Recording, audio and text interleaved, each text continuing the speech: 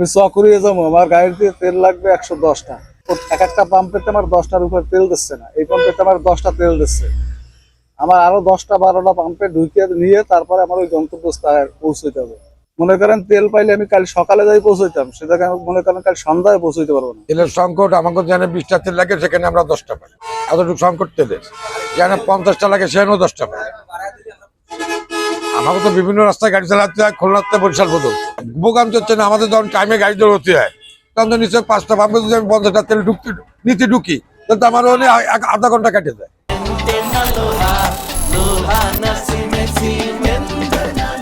1 ঘন্টা কেটে যায়। আমি টাইমটা মেন্টেল কি কেদাই করি?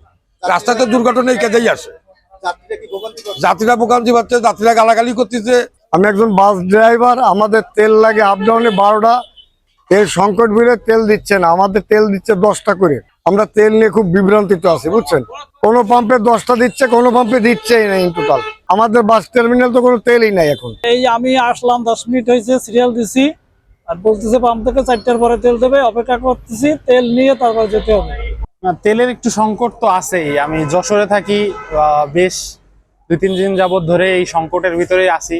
যাওয়াও একটু ডিলে হচ্ছে বারবার এই তেলের কারণেই। বিদেশ ছুটিতে আসছি, কিন্তু এখন ফেরার কোনো সুযোগ পাচ্ছি না, যেহেতু আমার মোটরসাইকেল নিয়ে যাইতে হবে। আমি বারবার বাগেরহাট শহরে 2টা পাম্পে ঘুরতেছি, তেলের কোনো ব্যবস্থা করতে পারতেছি না, তেল পাচ্ছি না, যার কারণে আমি আমার কর্মস্থলে ফিরে যাইতে পারতেছি না।